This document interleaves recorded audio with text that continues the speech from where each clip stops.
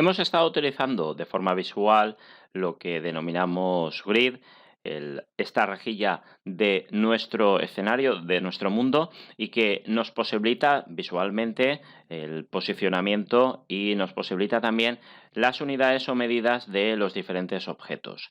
En principio está definido Unity con unidades de metros. Esto es importante cuando estamos incorporando o estamos añadiendo a nuestro mundo elementos generados con otro software para comprobar si realmente las perspectivas, los tamaños, las escalas son correctas. ¿Cómo podemos cambiar o cómo podemos ajustar estas unidades para poder trabajar visualmente, pues dependiendo de nuestros escenarios? Imaginemos, por ejemplo, este cubo.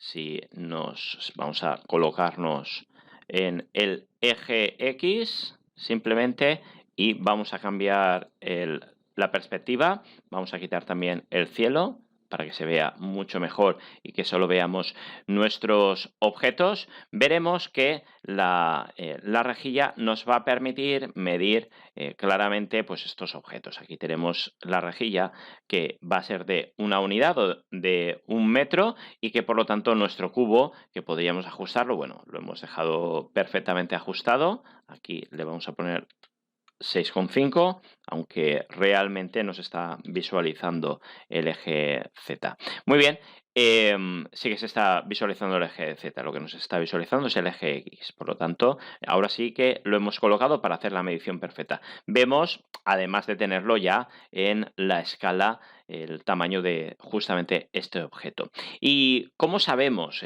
cómo podemos cambiarlo y cómo sabemos cuál es el tamaño de esta rejilla? Bueno, pues aquí tenemos en el menú Edit, Grid and Snap Settings, que podemos ver que justamente esta rejilla tiene un tamaño 1, una unidad que corresponde a ese metro, que podríamos cambiarlo bien para cada uno de los ejes, que no tiene mucho sentido, y o bien o bien para todos los ejes. Por ejemplo, si queremos hacerlo más fino, pues cambiaríamos a 0,5 y podéis ver cómo cada dos intersecciones o dos cuadrículas sería 1 metro. Lo vamos a dejar otra vez en 1 y volvería a su estado natural.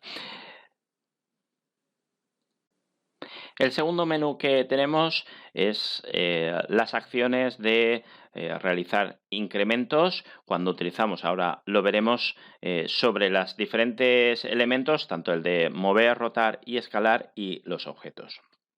Ahora mismo tenemos que el movimiento está en 0,25 de la unidad de medida. Por lo tanto, cuando nosotros utilicemos control, ahora lo veremos, se va a ir moviendo 0,25. Ahora la tengo, si lo hago de forma totalmente libre, como podéis observar, pues el movimiento es libre y lo podemos ver también en el componente de transformación. Pero si yo aprieto la tecla Control y sobre uno de los ejes, ahora voy al eje Y, veremos que da como pequeños saltos, que es justamente ese pequeño 0,25 que hemos marcado. Si nosotros lo agrandamos, veremos que ahora mismo se moverá de 0,5 unidades en 0,5 unidades.